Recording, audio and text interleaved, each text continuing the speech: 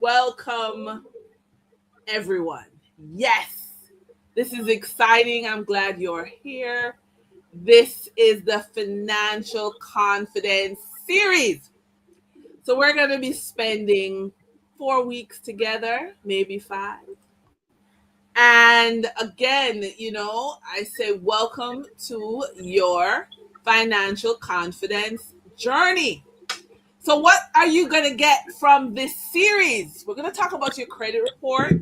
We're going to talk about tracking your cash without stress. We're going to also be looking at some really basic chart reading skills that everyone can use. So, I'm just going to mute those because I hear some stuff in the background. So, again, thank you all for being on time and coming. All right. So, as stated in the flyer, this is a donation based service for my church. And so, if you feel so moved, you will be more than welcome to make a donation, and I'll happily email you the donate button. Okay. And one of the reasons why we're doing this, Okay, so you're going to hold on, let me mute you. Yeah. So one of the reasons I'm doing this is because I believe that financial confidence comes from having a strong spiritual relationship. And so for me, the two are the same. And so I really want to make sure I give credit to where credit is due. So thank you all so much for being a part of this. So this is a safe space. And please feel free to drop comments in the chat. Or you can take yourself off mute. Just let me know. All right. So please don't feel nervous.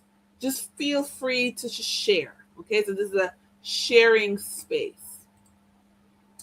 Okay. So for the first week, we're looking at emotional debt, how it hurts your credit report, and how to access greater cash flow. Okay. So what does that mean? That means we're going to deal with your emotions first. The emotional debt that a lot of us carry, we probably don't even know we're carrying it. And then we're going to go into looking at the credit report. Because in my journey, the two were tied together. Okay. So I ignored my credit report for years. It is not unusual for persons I engage with, to tell me they haven't looked at their credit report ever or in a couple of years. Yeah. It's not unusual, but it's a signal that you are in emotional debt. It's a signal that you have something that is probably getting to you, and you're not dealing with it. So we want to kind of dig that up tonight. But the thing is, ignoring my emotional debt, ignoring my credit report, reduce my income. And I hope by the time we get to the end, you'll see the connection and how dealing with each one is going to create more cash in your life. Okay. So the whole point of this financial um, confidence series is that you're supposed to leave with more cash. Really, bottom line. Okay. It's as simple as that. And for some of you, it's going to be a lot more. Some it might be a little, but the whole purpose, the whole 4 week journey is for you to get in a space of more. Okay. Now, because I'm talking about cash, I had a really interesting conversation this week that brought up something that I want to, kind of put on the table immediately. And that is, are you looking, when I tell you that I can help you to get to more cash with various activities, is it that you're looking for a guaranteed income, Or are you looking for guaranteed skill set? So, welcome to the persons who have just jumped on. Okay. And I'll repeat, guaranteed income or guaranteed skill set. I want to put that on the table because everybody's in a different camp as to what they're looking for. And there are no wrong answers. And we want to take a journey together in this 4 weeks. I want you to know that you can WhatsApp me if you have any questions. You can email me if you have any questions in this 4 week journey together, and we can talk some more. But the idea is you put the work up front, and in time, you earn back your time. This is very important, right? Your time is such an incredible resource. You want to have the time to do things. So we want you to start small. Please, there's a lot of information you're going to get. I don't want you to feel overwhelmed. Just do one thing, just one tiny thing, but do it now. So we don't want any procrastination, just one thing. So that's all I'm asking. So let me introduce myself. Been doing some talking. My name is Denise Williams. I work with the Office of the Supervisor of Insolvency. I'm a financial coach. I help clients literally on two ends. So on the bankruptcy side, which is the supervisor of insolvency work, I help persons to rebuild their life when they make very, very, very unfortunate financial decisions. On the financially focused success side, I work with entrepreneurs. I work with professionals who are looking to grow their asset base and earn more from what they're doing. So I really am sensitive to both sides of the spectrum because the truth is I've been on both sides. I'm not gonna lie. And so I really would love to get to know who's on the call. I see Adassa, I see Camille, Simone, Leo, Denise, Carlene, Tasha. Thank you all for joining. And so I'm asking if anyone wants to share or you want to put it in the chat, do you have any kind of money memory, anything that you want to share with us? And I'll start. So I love, what do I love? Here we go. I love elephants. And this is my guilty splurge. I'll buy elephants. And for those who know me well, my birthday is coming up, so you know what to get. I love elephants. So, anyone want to share? Anyone want to come off? Oh, I see one message I have. Oh, yes, Carlene, I'm recording. Yes. But anybody want to share? So I've given you my secret splurge is elephants. Anyone want to share? Leo, do you want to share? Simone. Oh, not seeing my elephant. Oh my God. There it is. Do you see my elephant? This is one of many around the house. I love elephants. Yeah? Still not seeing it? Oh, good grief. Sorry. Okay, here we go. See it now? Wow, awesome. Yeah, and I have one here. And my book fell. And then I have this in the shape of a globe. I love elephants. And then I have them on the wall. That's a collector's item right there. Yeah. Yes. If you are not, I need to send a message that I didn't send, you know what I didn't do? I didn't send the YouTube link. Somebody's trying to get in. All right, so I'm gonna send that now. But yes, so that's my splurge. Does anyone want to share what they collect? What's their funny thing? Any memory that you want to share? I'd like to share, Denise. This is Yes, Tasha. please, Tasha. Hi, welcome. Hi, I'm so glad to be on the call. Yes. Hey. Well, I will. Mine is more of like an Yay. experience. And so I had worked so many years as a teacher assistant, and some teacher assistant pay is very low. But when I graduated from my training to be a lead teacher, I was so thrilled, and I got my place, and I needed furniture, so I was like, oh boy, how am I going to, get it? Because I typically will have family that will give me things, and when I look around, like even to this day, I still have things that family had donated or given. I was so grateful. I received it with a grateful heart. And I'm like, but some things just they don't match, or but I'm like, hey, I just made it work. But anyway, I was super excited to purchase my first full living room set. And I think the good thing about it was that of course I started off like doing little small payments, but then when I received my increase, I paid that thing off, and I just remember the excitement I felt that and it brought an assurance that yes, I know I had some money challenges in managing things, but once I was able to be a Yeah. little disciplined, make the payments, and then pay it off, it was the best feeling ever. So that was just my excitement, Yeah. my good feel share. Yeah. Okay. Anyone else want to share their money story?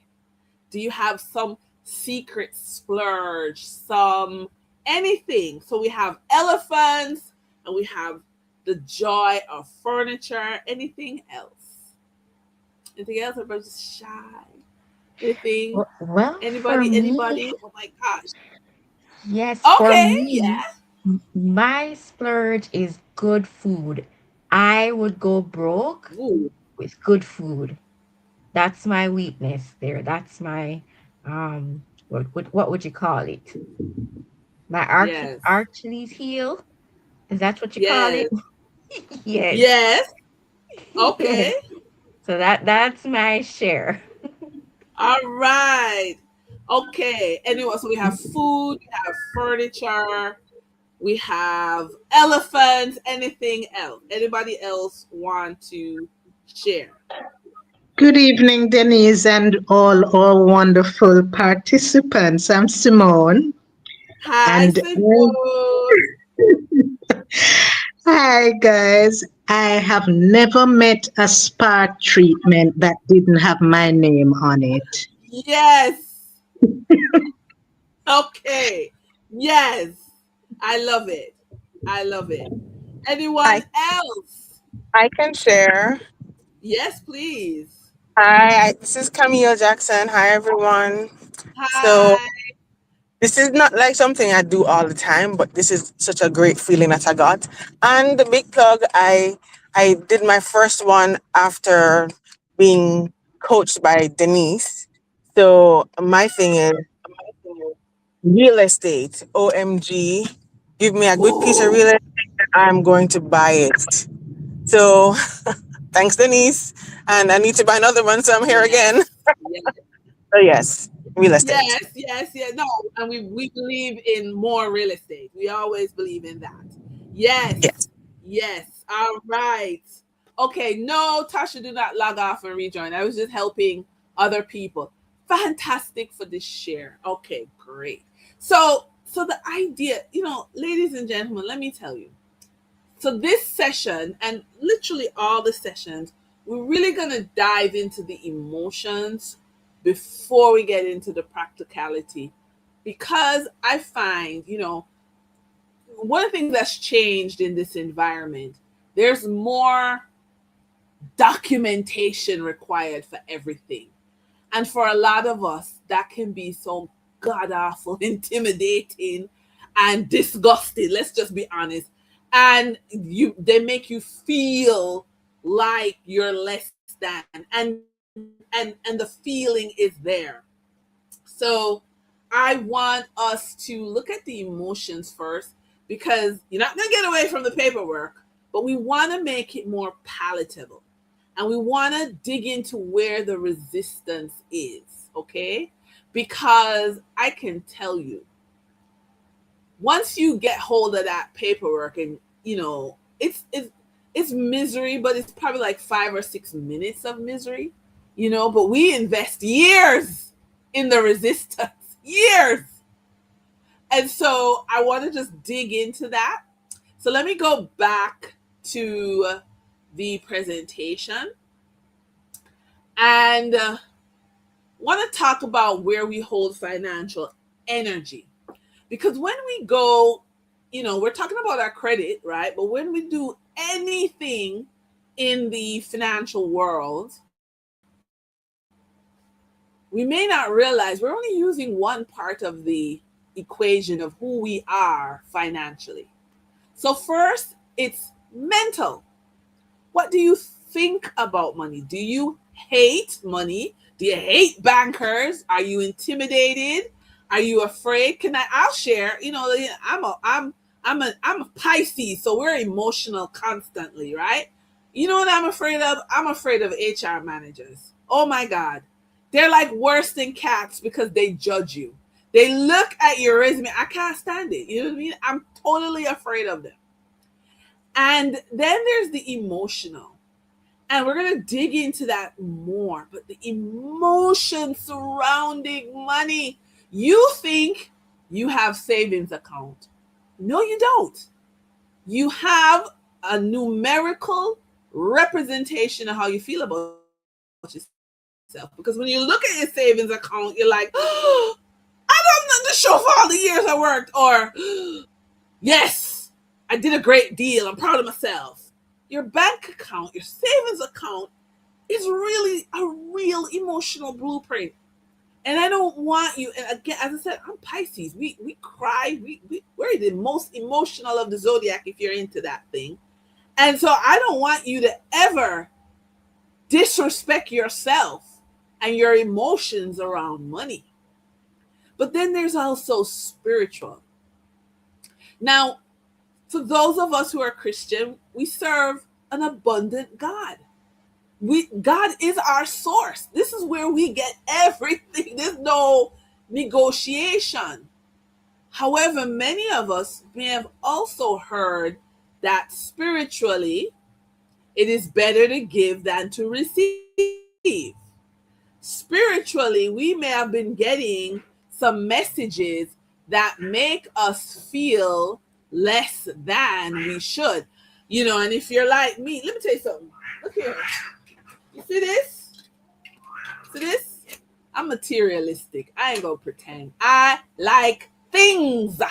And I like, look, let me show you. Oh, I don't know if you hear my 2 cats are fighting, but and ooh, I'm an artist and I do art. So I got all kind of art and stuff all over my house. And so my family will come over and say, so what you gonna do with all this stuff, Denise? And oh, somebody's saying switch the slide, not seeing. Okay, hold on. Are you seeing now? Are you seeing the slide now? And somebody will say, Denise, oh, and let me show you back my art since I switched the slide. Let me go back. Let me show you my art. This is one of many pieces that I do. And this is me bending over backwards to make people happy. Oh my God. Right? Because again, I'm a good Pisces. I'm a people pleaser, right? But, so said, yeah. So the spiritual aspect of what your childhood church may have had to say. And so if you believe it's better to give than receive, that means you have challenges receiving because you don't want to feel greedy. You don't want to be that wealthy. Was it it is easier for a camel to go through the eye of a needle than for a rich man to get into heaven. You hear these things and it makes you feel a way about money. In my story, in my journey, I can say that I was in the physical plane with money. So it means I understand investment, I understand finance, but I couldn't understand why in 2018 my life was a wreck. Why am I in so much debt? Why is it that everything I do doesn't work? why is everything failing in 2018? By 2019, I go to a workshop and I have a complete collapse. I'm bawling on a microphone because, I like public speaking. So if I'm going to even break down, I'm going to do it publicly. And I don't understand. And this time of my life being so horrible, what was the key was that I was out of integrity in the mental, the emotional, and the spiritual side of me. It was just physical. It was just physical. Now, if you have any comments, please, drop them in the chat. Let me know if anything is landing with you, right? But I just want you to please, what I want you to do, buy a journal and start to record where your financial energy is in these areas: mentally, emotionally, spiritually, physically. And remember, we are going to look at a credit report. We are going to get into some hard numbers, but I wanted to do the emotional side first because I believe this is where a lot of us are so very, very blocked. Okay, next slide. So here's the thing. When we look at the emotional side, we don't just get our DNA from our family. Scratch the surface. Be honest.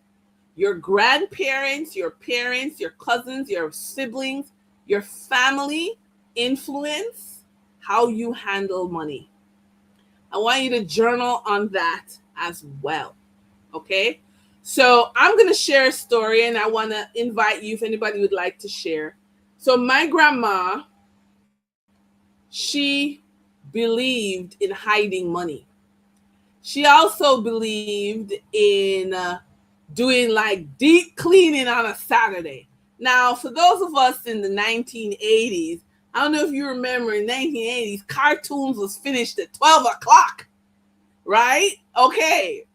And this woman, would interrupt cartoon time to clean the house. I couldn't stand it. Lord have mercy. And what she would do, because she would hide money from herself, when she's doing this deep clean, so she take off the mattress, go in the back of the closet, and she was like, oh my God, I just found $100. I just found, and she just make this big thing out of finding money, right? But it was her that hid the money in the first place, But she played this game with herself so that she would, feel blessed and abundant.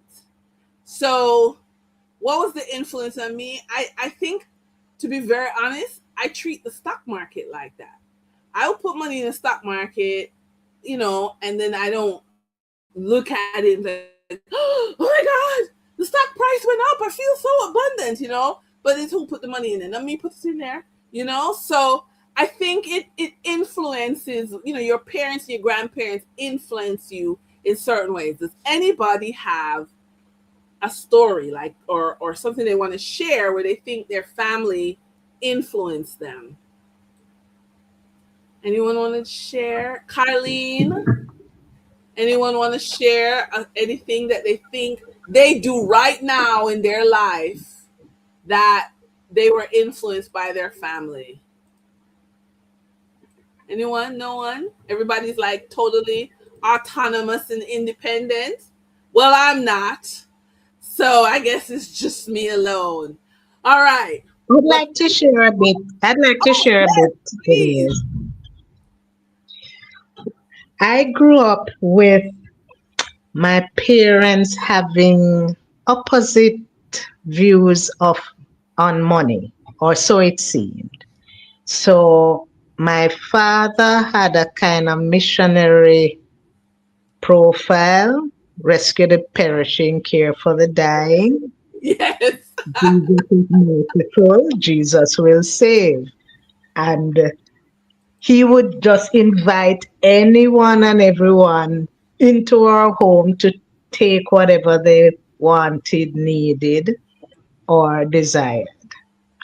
My mom, on the other hand, was the more conservative parent, always sucking away a few $100,000 for a rainy day or some kind of emergency that no one could have envisaged.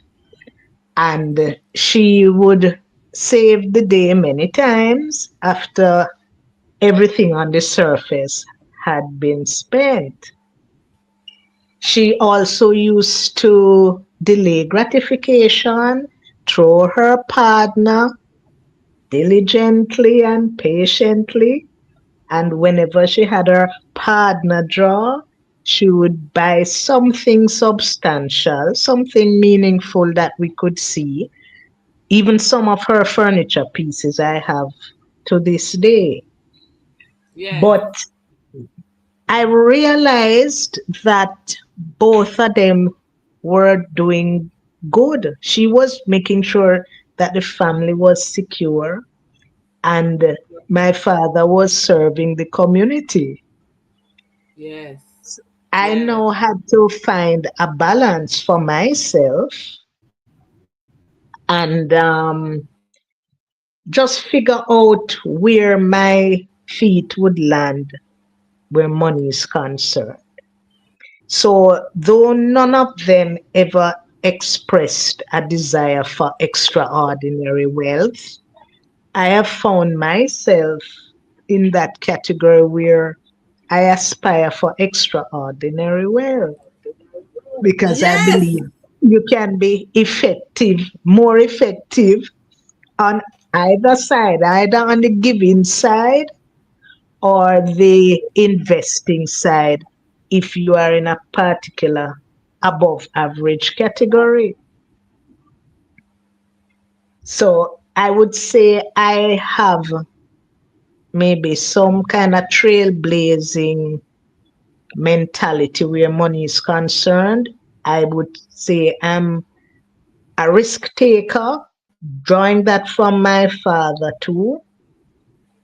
And I would say I'm a planner, drawing from my mother. But I'm not insulated Yes. from the surprises that life can bring. Yes. And and Yes. so some time ago, a few years ago, I made a major move, career stroke business move, put everything on the line, burned the boats, and I think I gambled wrong. I Oh think I God. gambled wrong. I think I gambled wrong in the sense that I didn't know, I didn't realize that I was not even 50% prepared for that. So I found myself in a starting over space now. We will see how it pans out, but I'm We're gonna declaring do it's the gonna work. be a success story. It's gonna be a success Yeah, we're story. gonna do the work. Yeah, we're gonna do the Yes, work. We're gonna do the work. yes, We're gonna do it. yes. So we I'm have gonna do two the more work. shares. I'm really all right. Carlene, you want to share? And then after Carlene is Tasha.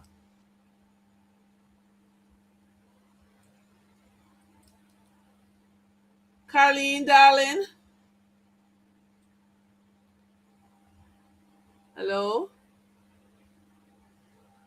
All right, Tasha, go ahead. Okay, can you hear me? Let's see. Yes, loud and Okay. clear. Yes, I would say my small share was like my mom tends to hold on to cash very well as opposed to spending, writing checks or using credit cards. And found, I mean, just by watching how she saved cash, I mean, she didn't hide it, but she did have her stash. that she put away. And I think that's something that I noticed, a little habit I took on, but there was still a little part missing in terms of managing what to do with that cash. And sometimes I may just spend it, but I have to say now, my older state, I tend to hold on to cash now. Just, I mean, even though if I might need to put it back in my account right away, because I help my mom. She's not tech savvy, so she'll give me cash to pay her bills, but sometimes I don't put that cash back right away. So I have to, be more mindful of that. But if cash is just freely given to me, I still tend to hold on to it, and set it aside for like a rainy day. So, yeah. All right. Okay. So, Carlene, whenever you're ready to come back, we will hold space for you. So let's keep it rolling. So, and this is my parents. My dad was an incredible multiplier, and I'm very grateful that he was my dad, because my mom was not so fantastic with money at all. However, she has, other strengths. And so I'm going to be grateful for the other strengths. But your parents are incredible influence, your grandparents. This is my grandmother's sister. And she always called me a businesswoman. I was like, oh my God, when I was a teenager, what do you mean I'm a businesswoman? But these things influence you. So I just, as I said, get a journal and start to think about that journey and that influence. And this is me and my dad again. And this is my kids, and I seek to influence them, And it's so funny because I don't get child support, and that's another long story. Those of you who know me know that story. And I can tell you, if my son in the red shirt, he has Down syndrome, but he's so funny to me. He'll ask me for something, and I'll say to him, "Mommy doesn't have the money. Call Dad." He'd be like, "No," and he makes this dramatic no and drops on the couch. And I mean, he's being funny, but he's very aware of what's not happening in our life. So the kids understand the way they understand. So I want you again to kind of go back to your own childhood and think about what you saw with your parents, what you saw with your grandparents. So, because the whole point of this is to really understand your emotional economy. So this is because an economy is how we exchange, right? It's the give and the receive. Do you give energy and care and attention, and you invest in others, but you need to receive as well. This is love, support, nourishment. And then you need balance, right? Because these invisible forces is what you need to feel whole. So again, in this journal that I'm asking you to buy, or if you like me, have a million books around the house, take up one. I need you to talk about in your journal your emotional economy. Where's the giving? Where's the receiving? Where are you filled up, right? When I had my son with Down syndrome, I was so depressed. And I didn't know it at the time, but in my depression and seeking balance, I went out and I joined the Jamaica Down Syndrome Foundation, and I started working with other mommies who had children with Down syndrome, so that, I didn't feel alone, because I felt alone. I felt like no one understood what I was going through. So that was one of my examples of seeking to build an emotional economy inside. And at the time, I wasn't aware of how much that impacts the resources you have financially. So when the math is not mathing in your life, I need you to look deep into your emotional economy. So we want to have emotional income in the same way we have financial income, right? So where do you feel seen and valued and nourished? That income, that emotional income that flows freely and your soul expands. We, so let's just break it down. So we have your validation, your affection, your support, your joy, your safety. Are these things in your life? Can you account for them? Because again, this is the stuff we need to do before we get into the mathematics, the increase on the physical plane, right? So who pours into you? And or see a piece of it fall out, but who pours into your emotional account with genuine care and presence? So that's an important question. Two questions I want you to dwell on. Yeah. Now let's talk about what we spend emotionally. Yeah, because this may be counterintuitive to what we learn in church, but you can go into spiritual overdraft. You can give too much.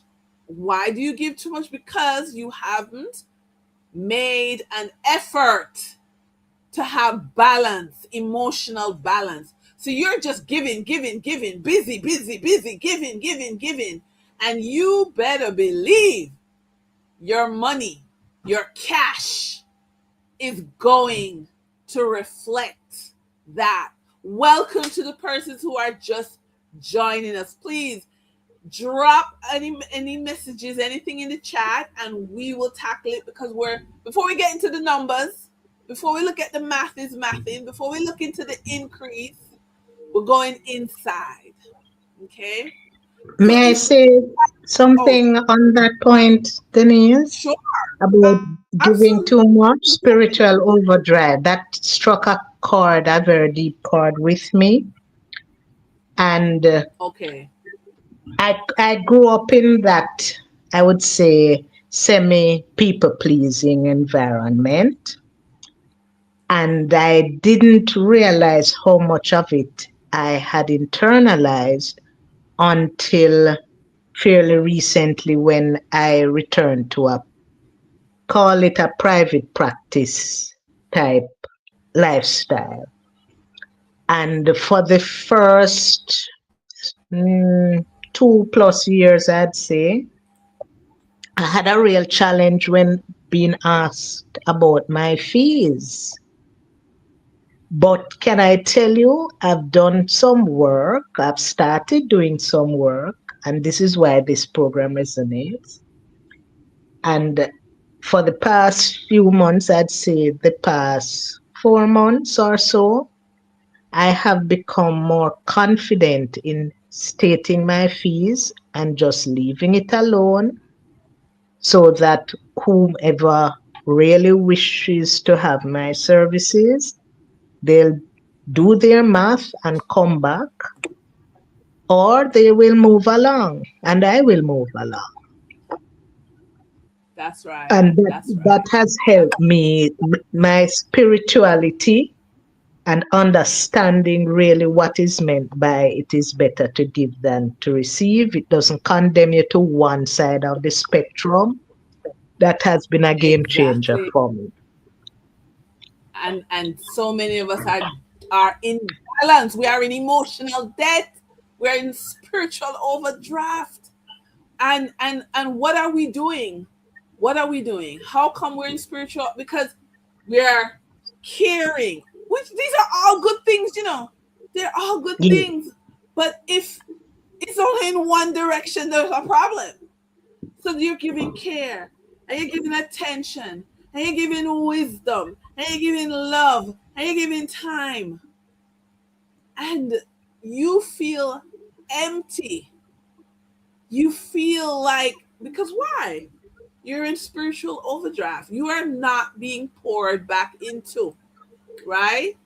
And so you're operating on borrowed energy. And I guarantee you, it comes in your money, your cash. I'm not asking. I see it every day. I'm not asking. Okay? Your Wow. cash, your savings account, your retirement account, your investment account, it shows the extent of you being spiritually overdrawn. So, Mm. where are you giving beyond your capacity? Please, this is for you to journal. We have a comment in the chat. It says, oh, thank you, Denise. You hit the nail on the head.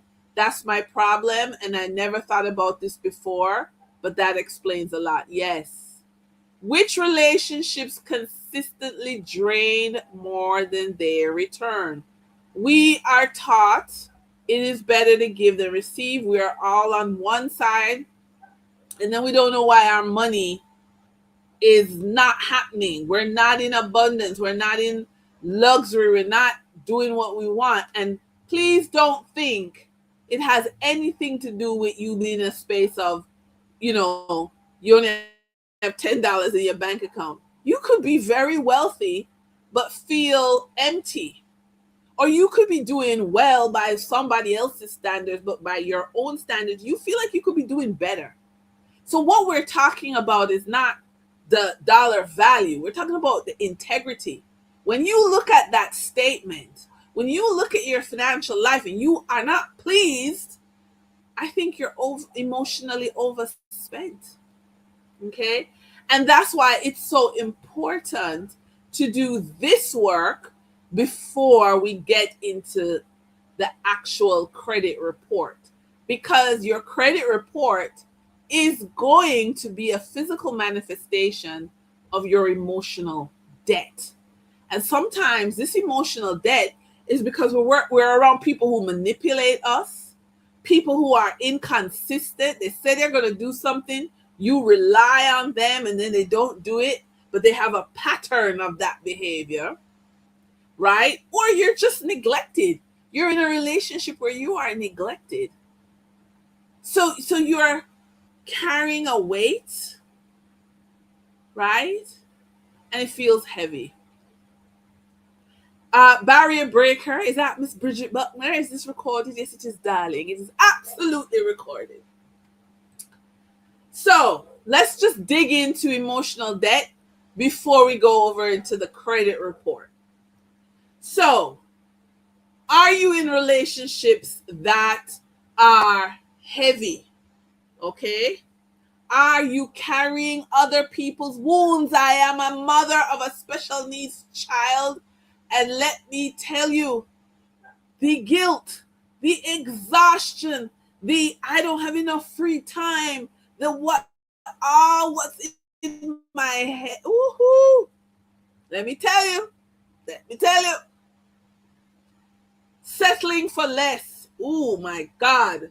Oh my God, oh my God, oh my God, oh my gosh, oh my gosh, oh my gosh. Settling for less. That is part of the whole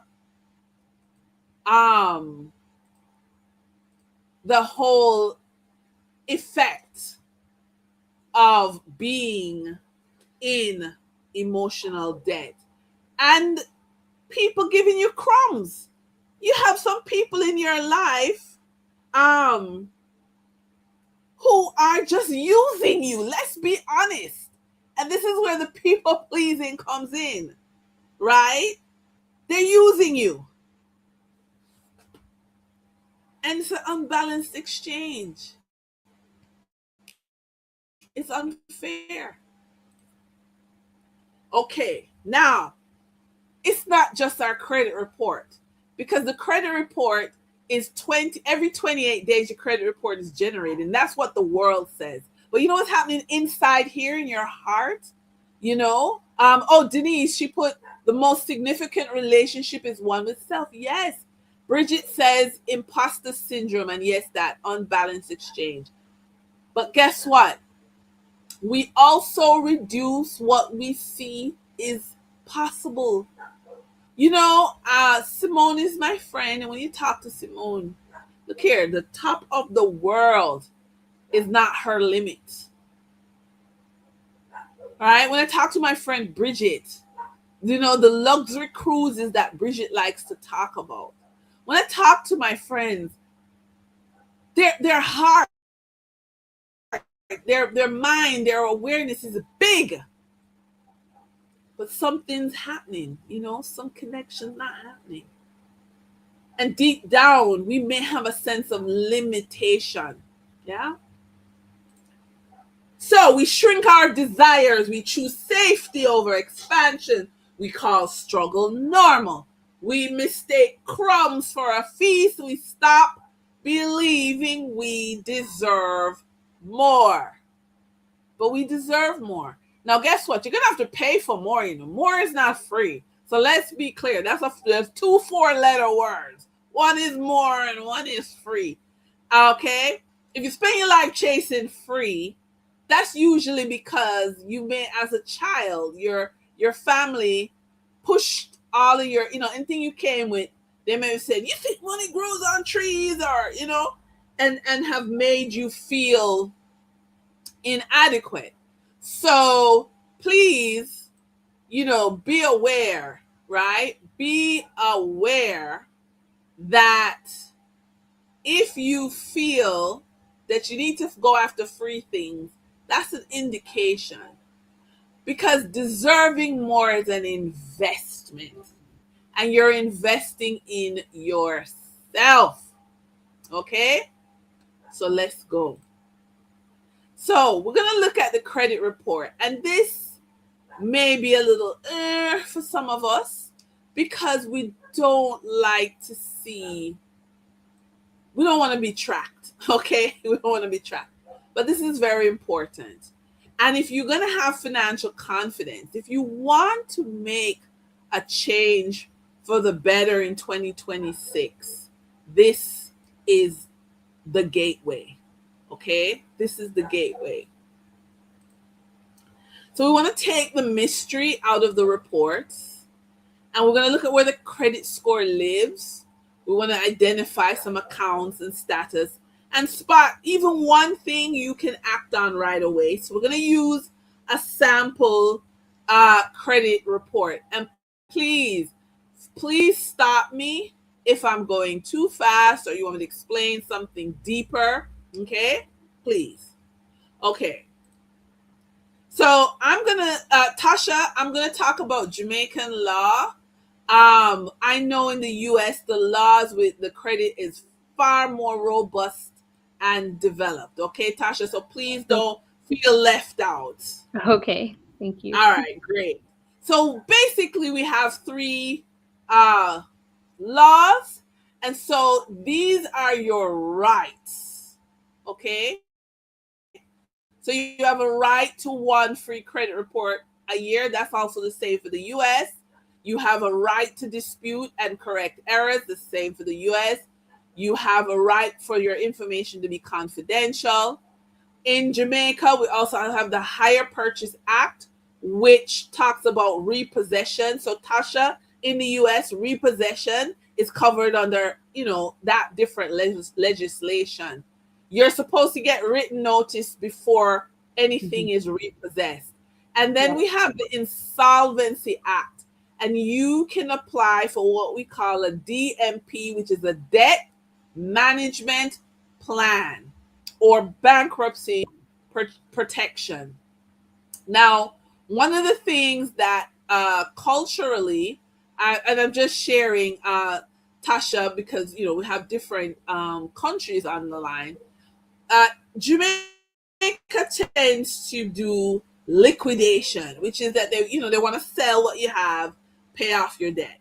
The US liquidation tends to be last. What they tend to do in the US, they want to rehabilitate you financially so that you can repay. So you have, they have a little bit more wiggle room, I would say, because it's just an older legislation.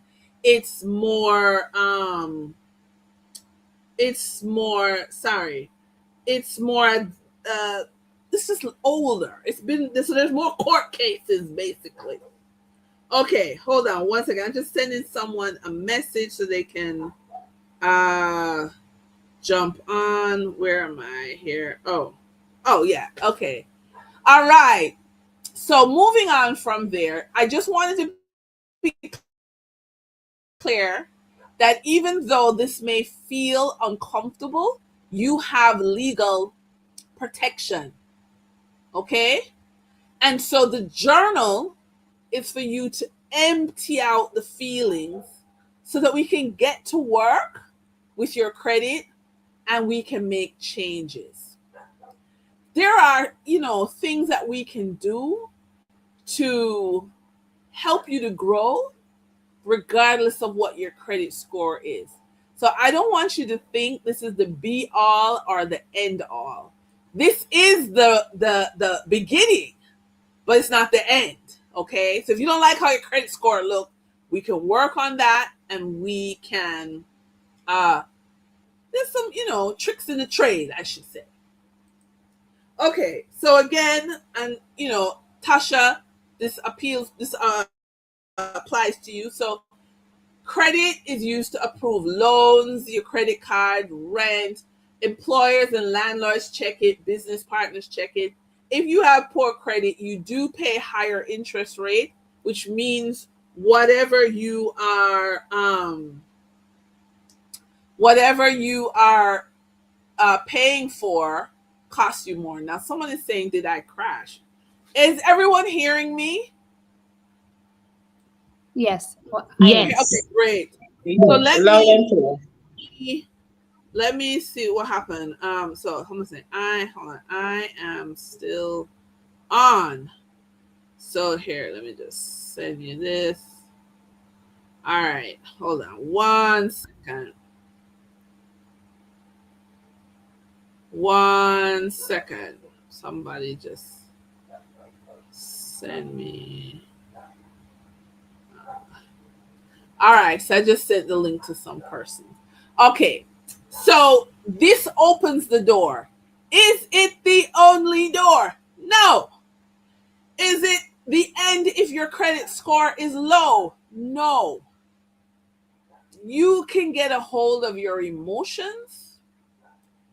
I promise you, between 12 to 18 months, you work on your financial plan, you do the work, you do the journaling, 12 to 18 months, you are going to be shocked at what you achieve.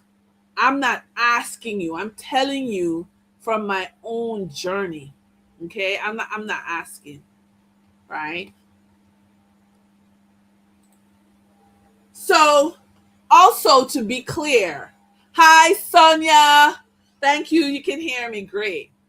I also want to be clear because I want you to have full understanding of maybe why you feel like, if I follow all the rules, it's not working, things not working for me. Yeah, the system is stacked against you. It's not your imagination. Let me be fair. Let me tell you, because lenders have credit insurance. When you don't pay, they're not boo-hooing. The insurance covers them. They don't cover you. Your debt is also sold to bailiffs and companies for pennies on the dollar. So when they come after you and you pay, it's all profit to them, right? Consumers are on their own. And if you don't know your rights, you're going to pay more, okay? Or you're going to lose your assets. So let me tell you that, yes, remember we talked about the 4 sources of energy. On the physical plane, it are rough. It are rough. I'm not pretending, I'm not lying, I'm not soft soaping it for you. But does it mean, hi Jamone, does it mean that you can't create a portfolio? It's quite the opposite. Because it's so harsh, you should create a portfolio. You should, let me paint a big picture for you. You should have a piece of land. And this is for you too, Miss Tasha. I ain't leaving you out. You should own a piece of land. You should have an insurance portfolio that allows the next generation. Hi, Jamon. Yeah, you're on YouTube. Okay. The next generation to be protected. Your insurance portfolio should be structured so that not only do your children get some cash when you transition, but your grandchildren get cash so that they don't have to go through what you go through. You can use insurance to structure 2 generations after you. And I ain't talking no big money policy either. All right. Now, I mean, if you're 65, yeah, it's going to cost you because they say you're so dead. But I'm saying if you're under 60, let me give you that caveat. If you are under 60, you can use insurance to give a head start to 2 generations. Even if your child is a spendthrift and is wasteful for money, you can still use insurance and structure it so that your grandchild still gets something. Okay? You can buy land. How come? Oh my God, my credit is bad and I can't buy land. That's not true. There are many different ways to get into real estate, even with bad credit. So I want to just give you, some hope. I want to tell you the truth, but I want to give you hope. Okay? There are things that you can do. Will you have to make some adjustments? Absolutely. Maybe you want something that's 5-star, but you'll have to buy something that's 2-star. Yes, you will. Will you have to buy a piece of land maybe that's out of your neighborhood, not your preferred location? Absolutely. Flexibility is the name of the game. Mr. Moses says retirement planning, trust, and other structures. Absolutely. You use the insurance company as your trust and retirement plan. Okay? It can be done. Your credit sucks and oh my gosh, the banks don't pay you attention. That's the end. No, it isn't. No, it isn't. Because the stock market is there. And you literally can use the stock market as a bank. You can structure. So what I'm trying to say is I'm giving you the hard, ugly truth tonight. But I'm telling you, there are ways around it. Okay? Now, is it big money, fast money, pay your bills money, never have to worry about work money? No. Is it get rich quick money? No. Is it 12 to 18 months of steady commitment? Yes. Yes, it is. Because that 12 to 18 months is what sets you up for doing it and being comfortable for the rest of your life, because it's the discipline we need. So you literally can do what I'm telling you with $10. And I'm not being facetious. If you were young enough, you can get an insurance policy for $10 a month. Okay? If you are disciplined enough, you can invest $10 a month. Now, are you going to grow big money? No, you're not. But the point I'm getting at, it's the discipline we want. And I'm using $10 because there's some people on this phone call that are terrified of investing. And they're terrified of doing something because they don't have $10,000 a month spare money. And I'm telling you, you need $10, maybe $20. And at least $50 if you're going, to be real serious. But I'm saying to you, you can do small things. You can do small. Are we going to cover all of that in this 4 weeks? Probably not. But I'm telling you that if you trust me, you can do things with small sums in the same way you can do with big sums. So do we all want to do 10,000 US, 50,000 US, a million Jamaican dollars a month? Absolutely. Yeah, absolutely. We want big money. This is the big money camp. But are we going to let that stop us? No. We're not going to let it stop us. Okay. So moving on. So why do you need to look at your credit report even though it might hurt to look at your credit report? Because, you know, I don't know about Tasha Johnson, but I know there are 289 Denise Williams in Jamaica. Okay? I don't know about other people, but I know I have a very common name. And that opens the door to theft, identity theft, okay? And so it's important to check your credit score. Also, I want to be clear that the financial institutions are not under any obligation to catch errors. If there's something wrong on your credit report, it's your problem. And that's your problem. And it will stay there for the next 100 years because it's your problem. It's not the bank's problem. And so checking your credit report, as painful as it may be, is your responsibility. Okay? It is your responsibility. So you want to assert your legal right.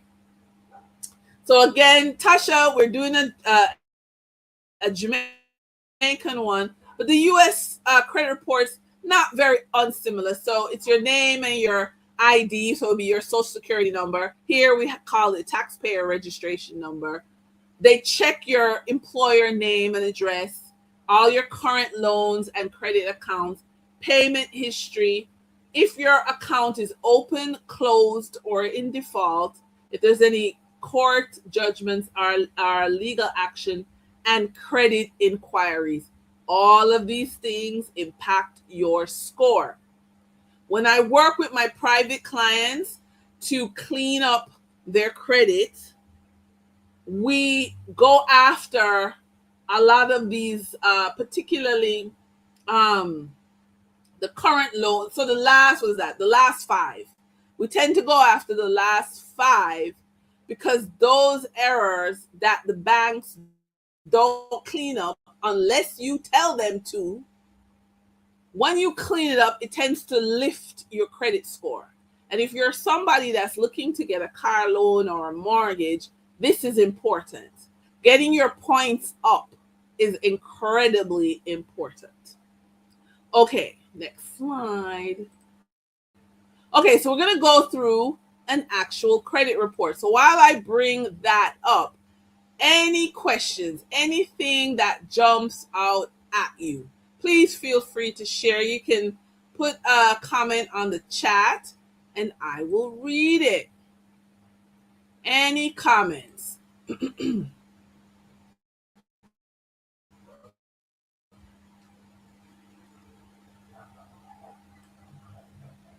I will say this is really good because you give me a little bit of homework to do as well, of like looking up what the laws are, and maybe I can kind of compare some things. So this is super helpful. Thank you.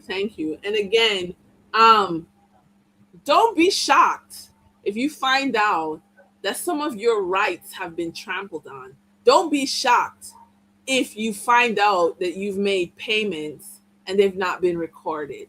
Okay? Don't be shocked.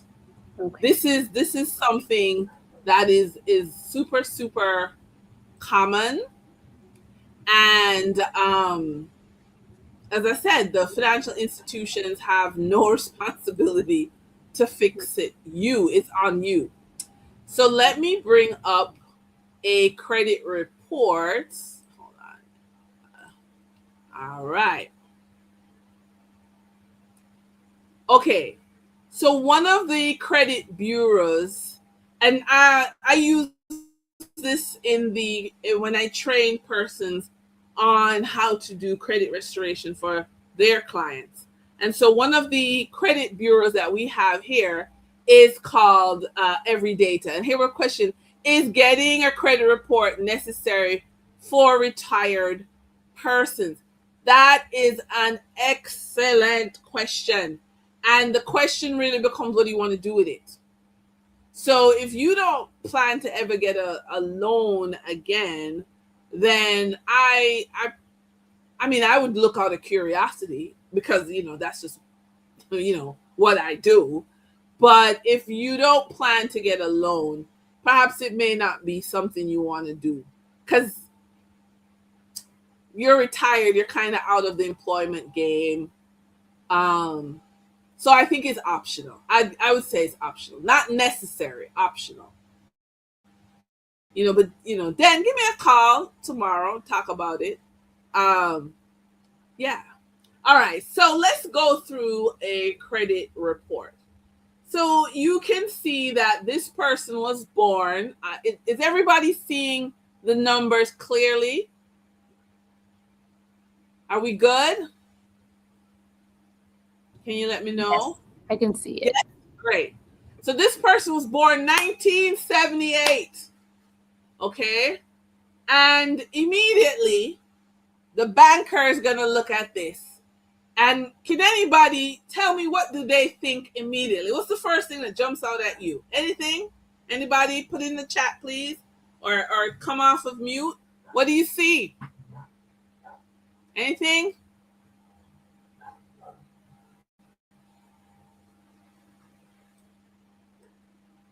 Anything? Are we noticing a color? Dan, you're an artist. Talk to me. What do you see? What's the color? What do you see? Jamal says high risk. High risk, because that's what it says. Right? You see the color? Anything? Mm-hmm. Red zone, absolutely. Do we see an arrow?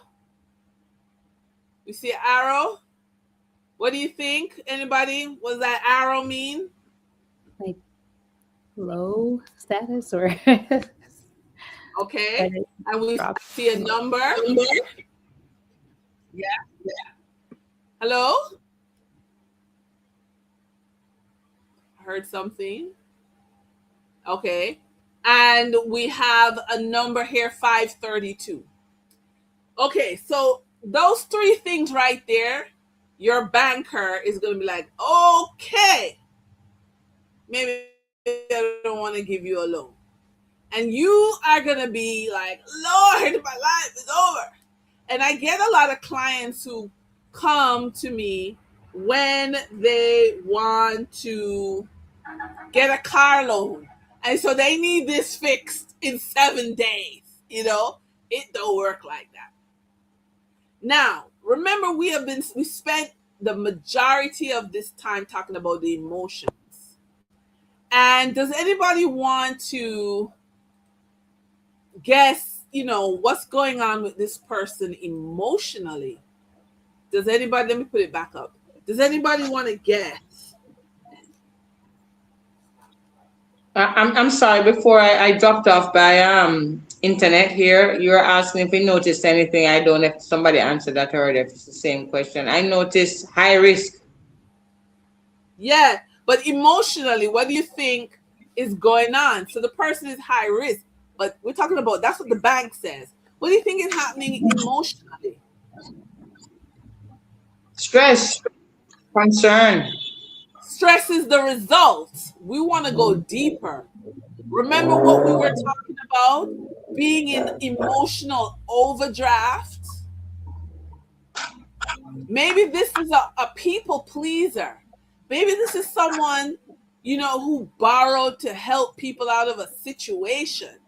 There's a lot happening, emotionally. And it has now manifest in this number. Okay, so let's see. Maybe we can read some more into it. Now, here's the challenge, 532.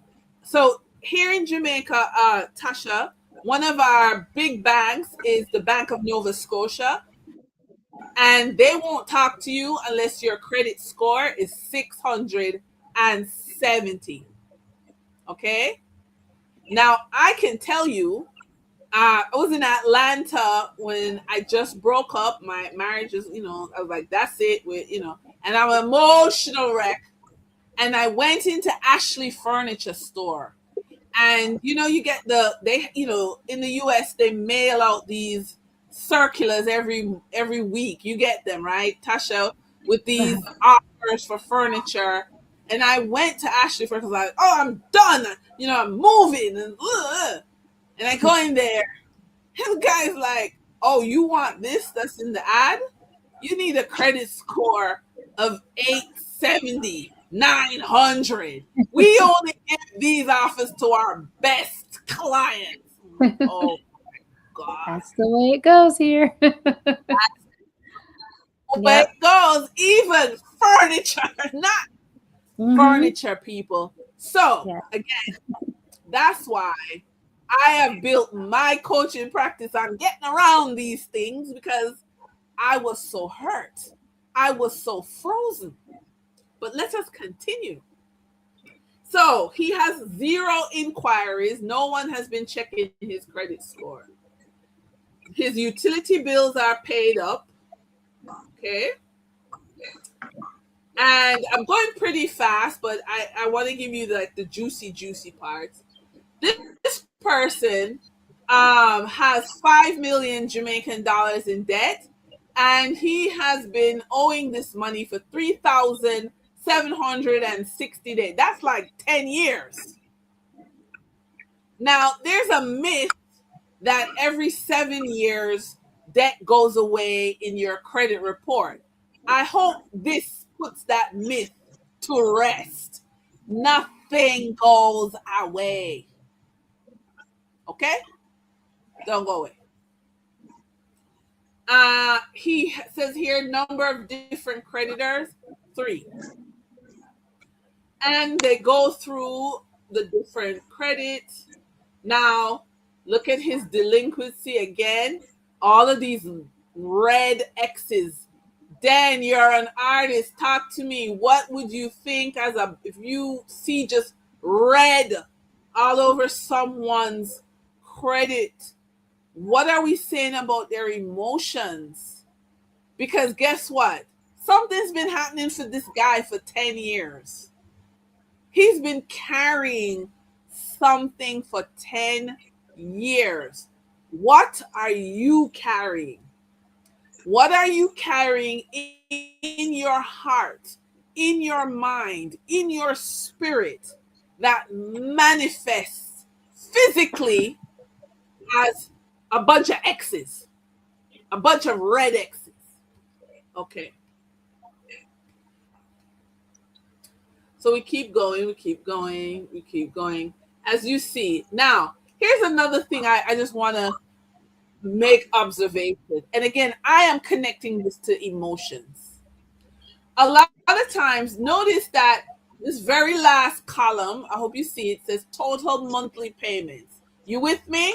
Everybody's with me? The last column? You see it?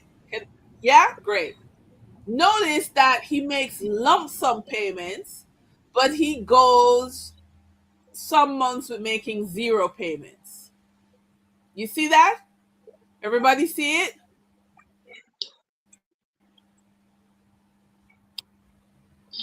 Denise, I want you to talk to me. Oh, I don't want to lose you. Jamon, okay, great. Thank you. All right, fantastic. Again, what is this? If I'm just a banker and I'm only in numbers, I'm saying this person is irresponsible, because the contract that we have says you need to pay monthly, and this person is trying to play catch up and do lump sum. But emotionally, there's also something happening, because this person is depleted. The 0 is saying that this person is depleted, and they're trying to catch up. Okay? I see someone needing maybe spiritual intervention. Okay? Maybe this is someone who needs to improve their prayer life. They need healing, spiritual healing. Perhaps this is someone who needs to, they've been looking at, again, this is my interpretation, and we have Minister Carlene on here. So please, Minister, jump in if you think I'm leading the flock astray. But in my view of this is somebody who has a very negative view of money and may have been taught that it's better to give than receive. It's better to have a small amount, the widow's mite, and they're struggling. Some months they just can't make it. I would say to this person that maybe they need to look at the sermons of Jesus and look at how he talked about your 10 talents and the 5 talents and the parable of the talents. Perhaps this person needs to look, at the prophet Elijah and the prophet Elijah and how they were able to have the overflow for the widows who were in debt. This could be someone who needs a different interpretation of their spiritual life. Okay, Moses says lump sum versus monthly payment. Could you elaborate more on that scenario here? Okay, so from a strictly numbers perspective, you need to pay every month. That is your contract. When you try to catch up and do lump sum, that shows the bank that they cannot rely on you to meet your monthly obligations. So in your mind, you think you're paying up, but the banks are charging you interest, and they're charging you penalty fees for not paying monthly. So the lump sum is good in terms of you making a payment, but if you're building your credit, it's not a fantastic thing. I hope that was an explanation. Let me know if I need to go deeper. Moses, we're good? Okay, so he'll answer when you get back. All right. So again, this person also has no collateral. Okay. Good that they have no fraud. There's no court case. Okay, so this is there. Now, I want you to notice something. So the person here is married. Okay, here, marital status. They have their income. And then it says divorced. So, where are we? So this is 2023, but they were divorced in 2014. So literally this person has been married twice. And this is on their credit report. Thank you, Moses. Thank you. It says yes. Okay, great. So your marital status goes on your credit report. Your divorce goes on your credit report. And then this is all the different addresses, the different phone numbers. This is very important. This, as you can see, the arrow is in high risk. Where you want to be is in green. That's the work for your credit report. But again, we're talking about emotional debt. I am what we call the word ecumenical. So I'm Christian, but I appreciate other people's religion. And in other religions, green is considered someone who is spiritually engaged in their community, someone who is active, someone who is happy, someone who is practicing self-care. Orange in some religious traditions means someone on the border and may fall into depression. And then red, you're in the red zone, you are in depression, you're in sadness, you're in self-judgment. Ladies and gentlemen, your credit report is a reflection of what's happening inside your heart. And when you look at it, it will tell you the truth, and it will tell you where you need to work. It'll tell you what you need. And I believe many of us need some very deep emotional healing so that the numbers, the math, catches up with us.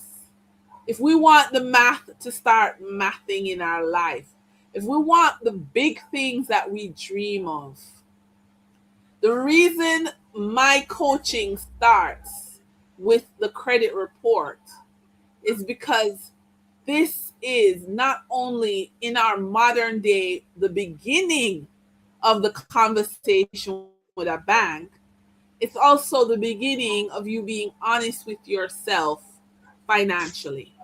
So, any questions so far? Because I am now moving on. We have looked at credit report. Are there any questions? When you get your credit report, because that's also part of your homework, is anyone going to any pause, anything that you will look and do differently? Tasha, anything for you? Yes, I what you say is so valid. Like I can resonate with it in terms of the emotional side of it because when I pull my credit report, I just shake my head. And yeah, it's kind of like because of the place of frustration I've been in with my finances and trying to educate, be educated on how to get it cleaned up, how to have some type of plan, in place with what I have, and not having those things. It makes me like I used to when you first started the session talking about the emotional side. I used to be angry about money. I hated money, and it caused me to just not care. Whatever I got, okay, fine. Well, I have a long day at work. I'm gonna go buy something to eat, and that wasn't for splurging. So that wouldn't have been one of my things to share. But it literally was like a just to fulfill, um, just the where I messed up inside. Like that was my go-to. And I knew I had to change something. I'm like, because that wasn't working either. Like that's still getting me in further debt, right? And I'm still Yeah. the situation's not going to go away. And so, yes, what you are bringing here to this platform definitely makes me want to go back and look at my own credit report and see what to do next. So, yes, this is great. Okay, so again, let me just, before I jump back into the slides, I want to say that there are tools that are not dependent on your credit report. So I talked about using insurance as a way to build a legacy for your children or your grandchildren or your old age. Okay?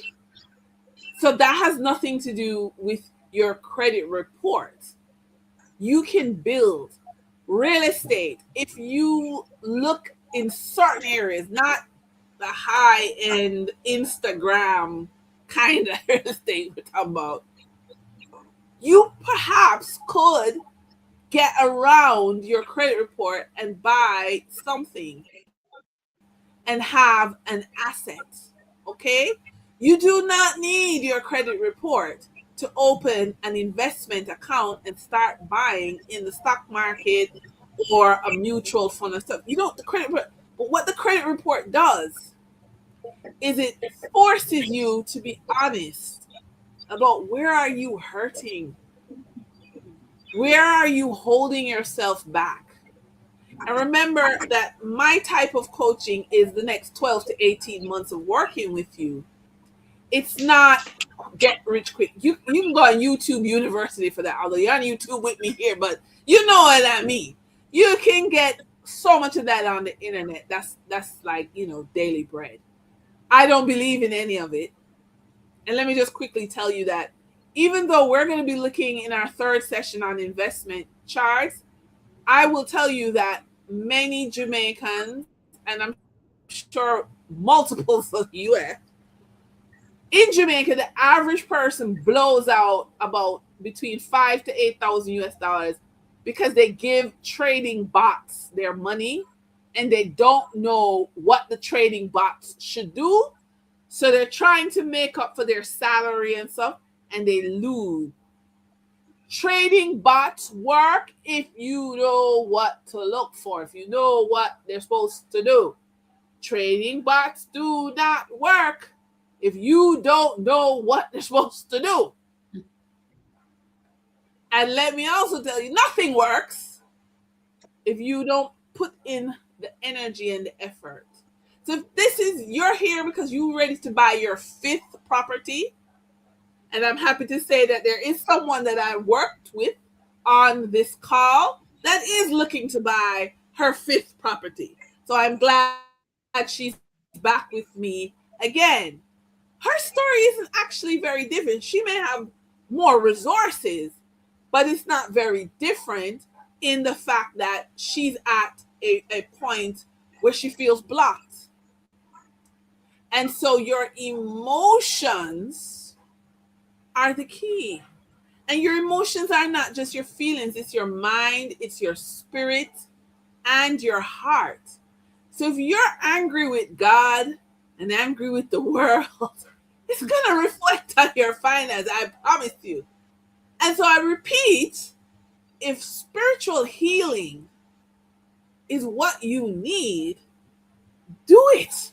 Get spiritual healing as well as financial coaching. It's not one or the other. I don't read a Bible that says money is bad. I don't read a Bible that says getting rich is bad. I don't have that Bible. You may have that Bible. I don't have that Bible. Okay? And so when people want to tell me that that's it, but I don't listen to them. You know what's the nice thing about menopause is that you don't gotta listen to people. That's what's nice. I don't care. The Bible I read says I serve an abundant God. I serve a prosperous God. My God is the source. Okay? And that's why we're twinning all of this together. So I'm going to bring up back the slides so we can continue. Carlene, you said not at all. What do you mean not at all? So where am I? Share. Oh, I didn't stop the other screen. Well. Denise, can I say I resonate with what you're saying? Okay. Dealing with that. And I'm going back. Oh. You're dealing with what? Sorry. I'm sorry. I think there was some interference. As you Yes. I was just wanting to share. I resonate with what you're saying. So now that I've dealt with that being angry with money and fixing the spiritual side of that, my attitude, my emotions, my heart, my mind, that thing. Now I'm at the second phase of it where I'm ready to tackle, okay, Absolutely. what do I need to do? Like that's the energy I'm in now. Like, okay, I'm over myself. Yes. Now Yes. get on with the next side, side of Yes. it. Yes. Oh, you're so welcome. So again, just as we are wrapping up this, you have rights as a consumer. Okay? And do not give away your rights. Oh, Carlene said you said money's not evil. Absolutely. Money's a tool, money's like a hammer. Because I can hurt you with a hammer and I can make something beautiful with a hammer. It's the same, So you have legal rights as a consumer when it comes to your credit report. But once again, I believe that the credit report is the gateway to show where your emotions are. Okay, so all of this to say, you should have an abundant heart. That's your gift. I think that's all of us. So emotional freedom, that gives us clarity, financial confidence because you have an abundant heart. You want a heart. This is said, the heart free from debt. I didn't say you need to be financially debt free. I think in my own life journey, and I'm not 100% there yet, but as I work on my heart, as I work on my spirit, my heart becomes debt free. Because I think that's where debt lives first, and that's what causes the problem. Okay? And I believe that freedom from emotional debt creates wealth. This is my journey. You may have a different journey, but it's my journey. So again, I will be sending you an email with a donate link if you feel so moved to donate to my church, which is Temple of Light Center for Spiritual Living.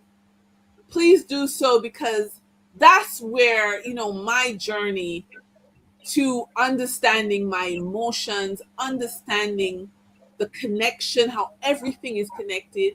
And so I, really want to do this for them. Now, for those of you who can make it on February 25, 2026, Natasha, you're free to come and jump on a plane and come stay with me. Yeah? We're going to go to the Temple of Light, and we will be having an in-person investment chart reading watch party. We're going to have some soup, and we're going to watch how to invest. It's going to be fun. We're going to talk, and we're just going to palaver. Of course, for you, Tasha, we will make sure we have a live connection in case you just don't get your plane ticket in time. Okay? This is going to be fun. All right. And if you are so inclined and you want some private time, I'm hosting a 5-day coaching experience starting over strong. This is private. This is me and you for 5 days. You can learn more. I'll send you a link in email. And if you do need your credit report, you need me to look at it through a fine-tooth comb, I do offer that service. And so, again, reach out to me. And ladies and gentlemen, let me stop sharing. Let's chit-chat. We are at the end. Somebody's chit-chatting. Let me put who needs to be put on mute. Is that naughty, Bridget? Yeah. So we are at the end of this week's session. We're going to be back same time, same place, next week, Wednesday. Are there any questions? Do you know what your homework is? You're getting a journal. Yeah, you're going to go through your emotions. You're going to get your credit report. You're going to look at that. You're going to journal what comes up. You can drop me a WhatsApp. It's okay. You can talk to me. You can send me an email. I'll be sending you emails. This session will be hosted in our learning management software. I will definitely send you that link if you're not already in. Ladies and gentlemen, are there any questions? Did you receive anything new and useful from tonight's session? I did. This has been rich food for thought. It has been a profound session. And what I will take away is the real cost of financial ignorance and illiteracy. Yeah. Thank you for this, Denise. And thank you for all of us who are here with you this evening. Yes, and God thank bless you all. you. Thank you, and God bless you. Yes. Yes. Anyone else? Any comments? Anything in the chat? I'll read it out loud. Anything? Did you receive anything? Any aha moments? Are you going to be doing anything differently?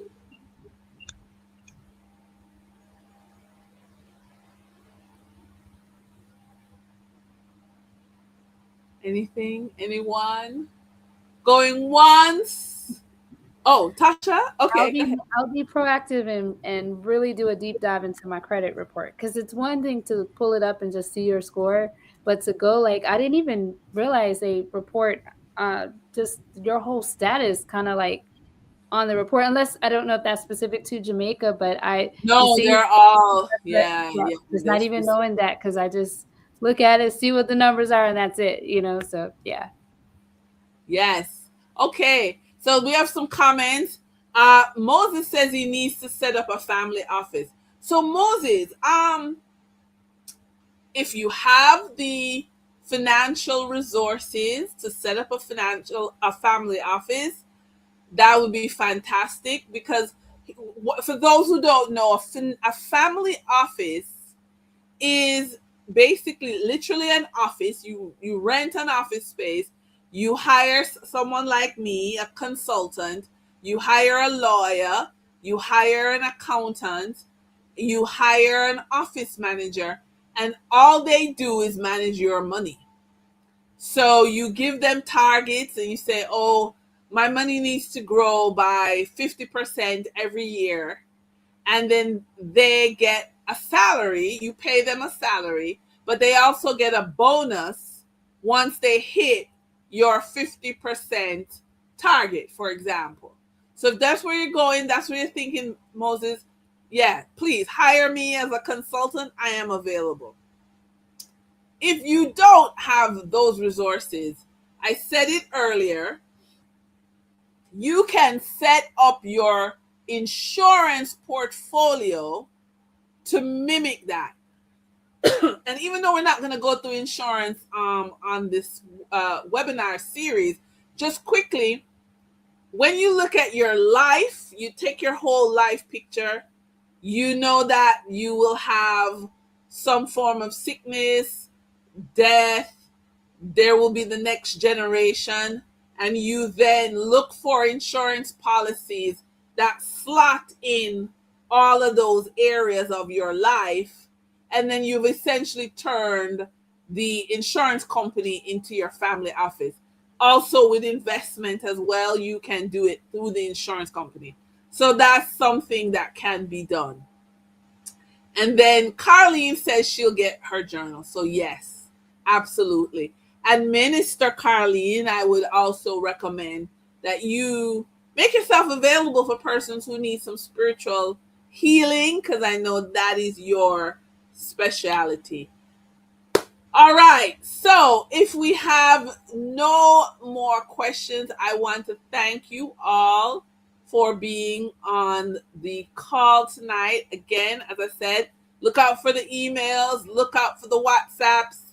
So it's me and you for this 4 weeks. So feel free to talk to me and share, and anything, you want some guidance, I'll be happy to reach out for you. Please bring next week, Wednesday, bring a friend, and I will see you then. So bye. Good night. Night.